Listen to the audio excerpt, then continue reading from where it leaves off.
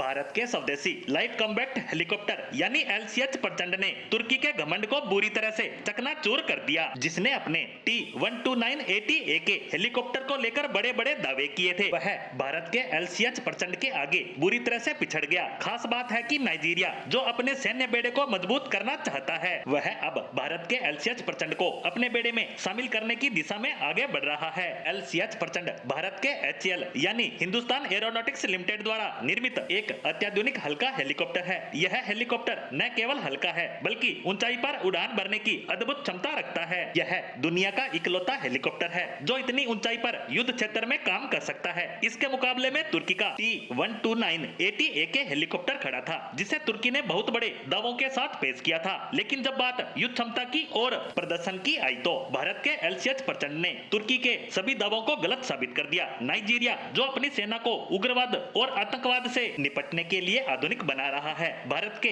LCH प्रचंड को अपने सैन्य बेड़े में शामिल करने के लिए अंतिम चरण में पहुंच चुका है। इससे यह साफ होता है कि प्रचंड की युद्ध क्षमता और प्रदर्शन ने नाइजीरिया को प्रभावित किया है। नाइजीरिया के लिए प्रचंड अब सिर्फ एक हेलीकॉप्टर नहीं बल्कि एक ताकतवर हथियार साबित हो सकता है, जो देश को उग्रवाद और आतंकवाद से निपटने में मदद करेगा। तुर्की ने अपने T-129AT के हेलीकॉप्टर को लेकर दावा किया था कि यह दुनिया के किसी भी युद्ध क्षेत्र में काम करने की क्षमता रखने वाला हेलीकॉप्टर है। लेकिन जब मुकाबला भारत के LCH प्रचंड से हुआ तो तुर्की के सभी दावे फीके पड़ गए। बता दें कि भारत का प्रचंड न केवल सस्ता और अधिक कुशल है बल्कि इसकी युद्ध क्षमताएं भी काफी ज्यादा बेहतर है। इसकी कुछ खासियतों की बात करें तो यह 288 मील प्रति घंटे की गति से उड़ान भर सकता है। इसकी लड़ाकू रेडियस 500 किलोमीटर है और 21,000 फीट की सर्विस लिमिट, जिसका अर्थ है कि यह दुनिया के सबसे ऊंचे युद्ध क्षेत्र सियाचिन ग्लेशियर पर काम कर सकता है। इसके पायलट और को पायलट वेपन सिस्टम ऑपरेटर के रूप में जाने जाते हैं। 20 mm की एक गन फ्रंट पर लगी होती है जो